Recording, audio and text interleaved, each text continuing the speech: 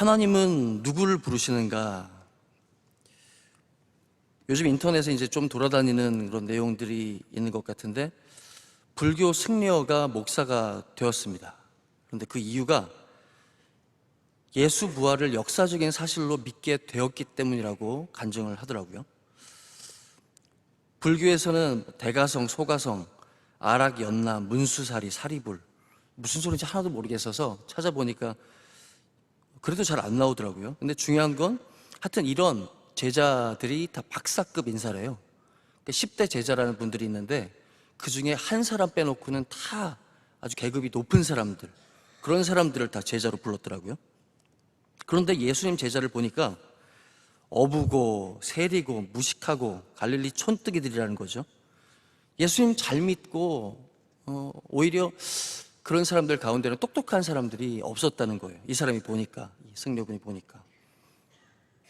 갈릴리 촌뜨기 제자들이 예수님 십자가에 못 박혔을 때 다 도망가다가 부활한 예수님을 만나고 또 오순절 마가 다락방에서 성령을 받고 그 다음에 드디어 이제 하나뿐인 목숨을 걸고 예수님 증거하다가, 복음 증거하다가 그렇게 다 순교했다는 거죠. 시작과 끝이 전혀 달라진 그런 모습들을 보고 예수 부활을 역사적인 사실로 받아들이게 되고 완전히 방향을 턴해서 목회자의 길을 가게 되었다고 간증을 하는 걸 들었습니다. 이렇게 하나님이 부르시는 사람들, 우리부터가 그렇지 않습니까? 그 하나님이 부르시는 사람들은 뜻밖의 사람들인 것 같지만 그건 우리의 뜻밖인 거죠. 하나님 뜻 안에 사람들은 우리의 뜻 밖의 사람들인 것을 경험합니다. 예수님 제자들이 그랬고 또 지금 그 간증을 한 승려 출신 목사님이 의아한 거죠. 어떻게?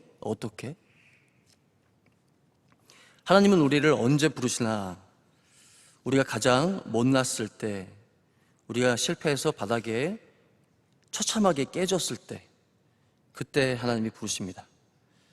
이집트의 왕자 모세가 힘이 있을 때 부르시지 않았고, 살인자로 도망가서 늙고 힘이 없을 때, 자기 힘으로는 아무것도 할 수 없을 때 그때 부르셨습니다. 베테랑 어부, 그보다 이상의 전문가가 없었죠. 그런데 하나님은 고기잡이에 실패한 그 어부 베드로를 부르셨습니다. 바울이 그토록 많은 능력을 가지고 있는데도 불구하고 비방자이고 박해자이고 폭행자, 그 정점에 서 있을 때 그를 불러내셨습니다. 깨졌다라고 하는 말을 히브리 말로 샤바르라고 합니다. 샤바르. 근데 이 말은 어느 때 쓰냐 하면 마음이 상했다라고 할 때 이 단어를 쓰거든요. 찬양을 아시죠? 마음이 상한 자를 고치시는 주님, 하늘의 아버지 날 주관하소서, 의의 길로 인도하사 자유케 하소서. 이렇게 마음이 상하고 또 통회할, 그럴 때 쓰는 단어라는 거죠. 그러니까 굉장히 시적으로 보고 이렇게 보면 마음이 상했다 이런 것은 그냥 어떤 정서적이고 감정적인 그런 단어로 보기 쉬운데 사실은 처참한 상태입니다. 꼼짝달싹할 수 없는 그런 상태입니다. 시편 34편 18절에 보면 여호와는 마음이 상한 자에게 가까이 하시고 중심에 통회하는 자를 구원하시는도다. 또 시편 51편 11절에 17절에 보면 하나님의 구하시는 제사는 상한 심령이라. 하나님이여 상하고 통회하는 마음을 주께서 멸시치 아니하시리이다. 시편 51편은 특별히 다윗이, 그 완벽한 다윗이 하나님 앞에서 범죄하고 갈 바를 몰라서 헤매고 있을 때, 사람에게 그렇게 아버지 어머니에게조차 버림받고 유리하고 헤맬 때에도 낙심하지 않았던 다윗이 하나님 앞에서 깨어짐을 경험하고 그렇게 하나님께 고백드렸던 그 시편 아닙니까? 그때 썼던 단어가 이 상한 심령이라는 것이죠. 샤바르는 상처나고 부서지고 무너지고 박살나고 깨졌다는 뜻입니다. 그 샤바르의 시간은 하나님 앞에서 어떻게 보면 도저히 내 힘으로는, 내 의지로는 새롭게 될 수 없는 그 고집불통인 자아가 완전히 산산조각 나는 그런 깨지는 시간인 것이죠. 농구, 배구 뭐 잘 아시죠? 우리 담임 목사님, 원로 목사님께서 또 스포츠 좋아하셔서 우리가 많이 그런 얘기를 듣는데 이건 굉장히 우리에게 럭키한 겁니다. 은혜인 겁니다. 많은 이제 교육자들, 목회자들이 어떤 하나님의 말씀을 증거하는 데 있어서 죄송한 말씀이지만 이렇게 전하다 보면 점점 모이게 돼서 이렇게 시야를 넓게 가지지 못하는 경우가 굉장히 많은데 저부터도요 볼 수가 없습니다. 그 영적인 단어가 우리에게 들려오도록 요리를 잘하는 게 너무 다 힘듭니다. 우리 원로 목사님부터 요리를 너무 잘 만드시잖아요. 담임 목사님 말씀 귀에 쏙쏙 들어오잖아요. 그래서 들어와서 머리를 통해서 내 심장을 울리는 데까지 시간이 그렇게 잘 소화가 될 수 있도록 도와주시는 거, 스포츠에 관련해서 또 세상 모든 뉴스에 관련해서 그렇게 잘된 영적인 요리를 먹는 것 우리에게 가장 큰 축복인 줄로 믿습니다. 농구, 배구는 특별히 키가 중요한 운동인데요. 지금 뭐 자타공인 월드 클래스인 배구 여제로 불리는 김연경 선수를 잘 아실 것입니다. 그 선수는 작은 키 때문에 오랜 시간 주목받지 못했다고 합니다. 뜻밖이죠. 후보 선수로 벤치를 지켜야 했던 시간이 굉장히 오래 되었다고 하네요. 이른바 샤바르의 시간을 보냈습니다. 우리로서는 뭐 지금 이렇게 화려한 모습을 보면 생각이 되지 않는 그런 모습들인데, 그러나 절망하지 않았습니다. 그리고 오히려 그때 키가 작으니까 했던, 키가 크면 다른 훈련은 시키지도 않고 또 할 수도 없고, 왜냐면 키가 크니까. 외국 경우는 좀 다르긴 하지만요. 그러나 절망하지 않고 리시브 훈련하고 또 수비 훈련하고 또 서브 훈련하고 또 기본기 훈련에 아주 그냥 박차를 가했다는 거죠. 그런데도 이게 길이 보이지 않는 거예요. 그래서 막다른 골목에서 이제 내가 배구를 계속 해야 되나, 아니면 길을 접고 다른 쪽에 내가 그래도 또 소질이 있으니까 그쪽으로 방향을 바꿔야 되나 생각을 하고 있는데, 어느 날 하나님의 은혜가, 그 기적이 임하게 된 거죠. 초등학교 4학년 때부터 시작을 한 배구인데 고1이 되도록 크지 않던 그 키가 그래도 170입니다. 네, 뭐 우리 평민들로는 도저히 너무 부러운 일인데, 근데 배구를 해야 되니까요. 그렇게 크지 않던 키가 그때부터, 원래는 그때 이후면 잘 안 큰대요. 그런데 그때부터 막 크기 시작하는데 그때부터 20cm가 크는 겁니다. 와, 그렇게 크게 되면서 드디어 이제 다 갖춘 거죠. 보통은 크고 나서 시작하니까 그 잔기술들을 도저히 갖출 수가 없대요. 그래서 보통 그 작은 키로는 그냥 세터나 하는 거죠. 그런데 그 세터의 정교한 기술을 가지고 그 고공으로 뛰어오르면서 감당할 수 있는 모든 공격들을 다 하니까, 공격이면 공격, 수비면 수비, 전천후 선수가 된 거죠. 뭐 전례가 있는지 모르지만 앞으로도 나오기 힘든 그런 선수가 되어서 지금 보고 있듯이 그렇게 세계적으로 쓰임을 받고 있다고 하는 겁니다. 잘 아시는 농구의 마이클 조던도 마찬가지입니다. 처음에는 키가 안 커서 별로 그렇게 주목받지 못했던 사람인데, 나중에 이렇게 본인이 할 수 없는 그런 시간들 가운데에 할 수 있는 것들을 일단 하고 하나님의 은혜를 구했더니, 기다렸더니 하나님께서 그 키라는, 우리의 힘으로는 도저히 어쩔 수 없는 그 키를 선물로 주셔서 레전드가 되었다는 이야기입니다. 샤바르의 시간에 해야 할 일이 있습니다. 또 다른 히브리 말 샤파크라는 말이 있는데, 샤파크. 사무엘상 1장 15절에 한나의 이야기를 잘 아실 것입니다. 여호와 앞에 내 심정을 통한 것뿐입니다. 통하다라고 번역이 된 이 샤파크란 말은 사실 원어적으로 볼 때는 쏟아내는 겁니다. 쏟아내는 거. 마음속에 있는 것을 다 쏟아내는 거. 이 당시 한나 속에는 온통 자기에게는 없는 아기 생각, 남편의 사랑을 그렇게 받아도, 하나님의 사랑을 그렇게 받아도 내가 가장 중요하다고 생각하는, 또 내 주변에 친한 사람들 다 가지고 있는 그것이 없으면 그걸로 그렇게 내 마음이 서러운 거죠. 사람은 참 할 수 없는 존재인 것 같습니다. 조금만 생각해 보면, 하나님 앞에서 기도하다 보면 내게 주신 복이 얼마나 많은데, 근데 그걸로 감사하기는 참 모자라고, 하나님이 주시지 않은 것 같은, 그냥 내게 모자란 것만 같은 것 가지고 하나님 원망하고 또 주변의 많은 것들을 부러워하는 그런 시간들을 보내게 된다는 거죠. 그런 한낮 속에는 온통 아이 생각과 또 자기를 격동시키는 그 분인나 생각, 그것으로 그냥 충만할 뿐이죠. 그러나 정작 본인이 스스로 할 수 있는 게 아무것도 없었습니다. 근데 그 가운데에 하나님이 은혜를 주셔서 영적인 실력이 있는 거죠. 우리 명성교회 교인들 희망이 있다고 하면 무엇이겠습니까? 아무것도 가진 것이 없어도, 또 아무것도 할 수 있는 것이 없어도 낭만하거나 좌절하지 않고 이 새벽 이 시간에 교회에 와서, 달려와서 이 자리에 앉아 있는 것, 그것이 바로 우리의 복인 줄로 믿습니다. 아버지 집 교회로 달려가는 한나, 기도하는 한나, 그 내용은 비록 원통함과 또 격한 분노가 그렇게 통곡의 기도로 쏟아져 나올지라도, 그것이 바로 주님 앞에 쏟아져 나올 때 그것들은 주의 종을 통해서 하나님의 음성을 듣게 되는 계기가 되는 것입니다. 한나는 또 믿음이 있었기 때문에 내가 몰랐다. 마음 가운데 그렇게 힘들고 어려운 일이 있는지 내가 몰랐다. 그런데 이제부터는 그 기도가 하나님께 상달되었으니까 걱정하지 말아라.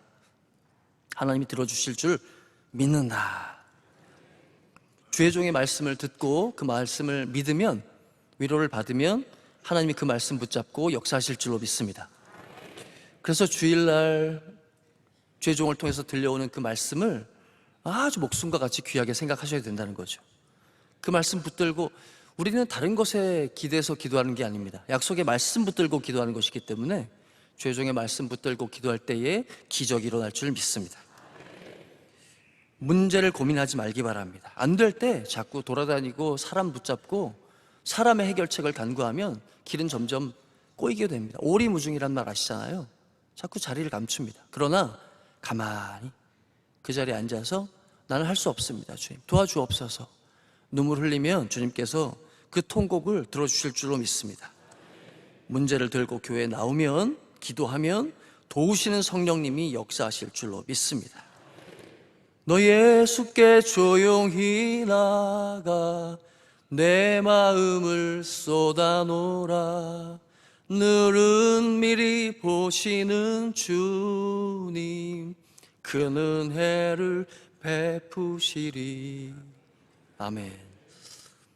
비도 안 오는데 목소리가 잘 나와서 너무 행복합니다. 사소한 거에 이렇게 행복함을 느끼는 때가 있거든요. 여기서도 예수께 조용히 나가 내 마음을 쏟아놓으라. 샤파크거든요. 마음을 쏟아놓는 거. 어떻게 보면 내가 정말 극심한 고난을 당하지 않으면 마음에서 쏟아놓을 곳이 없잖아요. 그죠? 그래서 와서 하나님 오늘도 평안합니다. 나 그냥 잘 지내고 있습니다. 나 행복한데 오늘도 그냥 여기서 큰 고난만 없게 하여 주옵소서. 이렇게 왔다 갔다 하는 사람들은 어떻게 보면 영적으로 굉장히 불안한 것입니다. 여러분들 긴장하며 살길 바랍니다. 겉으로는 세상 모든 사람들이 나의 모든 상태를 아무도 짐작하지 못할 정도로 행복한 표정을 지으며 살길 바랍니다. 그러나 한편으로 내 속의 영의 문제는 아무도 알아줄 수도 없고 짐작할 수도 없고 안들 도와줄 수 있는 사람도 없습니다. 반드시 이 영적인 문제는 날마다 새벽을 깨우면서 주님 앞에 고백해야 된다는 것이죠. 나를 잡고 있는 문제를, 그 아이의 문제를, 내게 없는 그 문제를, 나를 격동시키는 그 분인나의 문제를 쏟아내고 주님 앞에 토해낼 때에 성령님이 도와주실 줄 믿습니다. 내 실력 없음을 인정하고 기도하고 성령의 도우심을 믿고 나는 아무것도 아니라 고백하며 간절히 주님 붙잡는 이 시간 놓치지 않으면 주님께서 역사하실 줄로 믿습니다. 그렇게 모세는 신발을 벗게 되었고 그렇게 주님을 만났고, 베드로는 주님 앞에 통곡했고 자기의 부족함을 절감하면서, 그렇게 바울은 주님 앞에서 거꾸라졌던 것이죠. 우리는 착각을 많이 하게 되는 경우가 있습니다. 내게 복 주시면 하나님께 영광 돌리겠습니다. 우리 자녀들 대학에 가면 하나님께 영광 돌리겠습니다. 그때 좀 시간 내서 주님께 영광 돌리겠습니다. 좀 이 바쁜 사업들, 이 잘 나가는 사업들 조금만 더 나를 밀어주시면 제가 하나님께 영광 돌리겠습니다. 그러나 하나님은 우리의 도움이 필요치 않으신 분이십니다. 하나님은 스스로 영광 받으시는 분인 줄 믿으시면 아멘. 우리가 잘 싸워서 우리가 명문대 인류 기업에 들어가서 내가 돈 벌고 복 받아서 하나님께 영광 돌리는 것이 아닙니다. 성경에 분명히 말씀하시죠. 고린도전서 1장에 26절부터 형제들아 너희를 부르심을 보라. 육체를 따라 지혜로운 자가 많지 아니하며 능한 자가 많지 아니하며 문벌 좋은 자가 많지 아니하도다.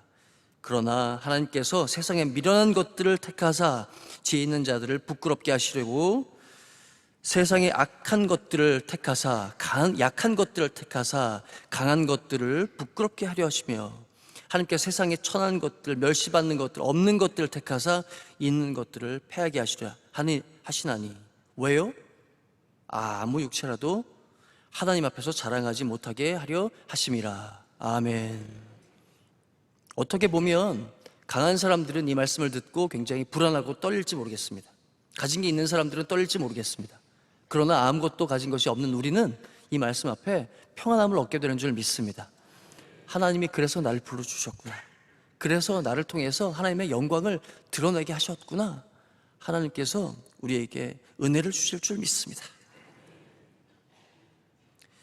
구역장 권사님들 이야기를 많이 들어보면 이제 젊은 시절에 정말 열심으로 우리 원로 목사님 쫓아서 달려왔는데 이제 담임 목사님의 이 성령 충만한 모습을 보고 다시 한번 인생에서 이제 힘을 내어서 기어를 바꾸고 열심으로 달려나가야 되는데 덜컥 겁이 많이 난다는 거예요. 일단 당장 뭐예요? 눈이 침침해서 안 보이신다는 거죠. 사람이 별거 아닌 것 같은데 눈이 침침해지면 일단 마음이 잘 못 듣고 잘 안 보이면 힘이 좀 덜 나는 것이 분명히 있습니다. 그렇죠? 그래서 뭐 그 연세에 저희로서는 그 연세에 막 눈 수술을 하신다고? 얼마나 많이 보시려고? 얼마나 잘 보시면 우리는 어떻게 할까? 그렇죠? 젊은 사람들은 또 두렵게 되는 그런 때가 있는데 근데 사람은 다 똑같은 거죠. 연소하나 나이가 드시나 다 똑같은 마음입니다. 더 잘 보고 싶고 그래야 더 잘 일할 수 있는 것 같고 그렇다는 거죠. 자연스러운 노화인데도 그렇게 힘들고 어렵다는 거죠. 초등학교 때는 대통령을 꿈을 꿉니다. 중딩 때는 꿈이 갑자기 싹 없어졌다가 고딩 때 그냥 대학만 가자 그런 꿈을 꿨다가 지금요? 네, 그냥 연세 드신 어르신 우리 아버지 어머니 뵈면 70, 80, 90 어떻게 살지? 어떻게 그때까지 살아있지? 그런 생각이 드는 경우가 너무 많아요. 지금도 이렇게 힘든데 어떻게 그때까지 살지? 그런 생각들. 그런데 하나님께서 그 연약한 마음 가운데에 힘을 주셔. 뭘 잘하고 못하고는 언감생심이지만 하나님께서 함께 하시면 모세도 그렇게 인생의 끝자락인 것 같은 때에 힘을 얻었는데 우리 모든 인생에게 힘을 주실 줄로 믿습니다. 성령님이 도우시면 육신은 쇠하지만 속사람은 강건하게 됩니다. 나이 먹는 거 서글프지 않습니다. 넓게 보는 믿음의 시야를 주실 줄로 믿습니다. 시니어에게 주시는 능력이 또 있습니다. 우리가 아말렉과의 전투 기억하시죠? 여호와 니시의 그 장면을 기억하십니다. 이때 모세의 할 일이 따로 있고 아론과 훌이 할 일이 따로 있는 것이죠. 여호수아의 할 일이 따로 있습니다. 모세가 칼을 들고 나가서 싸워서 이기는 것이 아니죠. 모세는 그냥 손 드는 겁니다. 그 기도에 손을 들면 여호와 니시는 사실 우리가 승리의 하나님으로 알고 있지만 그냥 하나님께 깃발 드는 거거든요. 하나님께 손을 들면 전쟁은 하나님이 싸워 이기시는 줄로 믿습니다. 우리 입술의 말이 하나도 땅에 떨어지지 않을 줄로 믿습니다. 은혜의 때가 이르러서 자녀의 손 위한 또 나라와 교회를 위한 기도의 응답, 복음의 응답을 주실 줄로 믿습니다. 다시 한번 말씀드립니다. 주님의 성령이 나에게 임하셔서 가난하고 포로된 눈 멀고 억눌린 사람들에게 복음을 전하며 자유를 주며 주님의 은혜의 해를 선포하게 하셨습니다.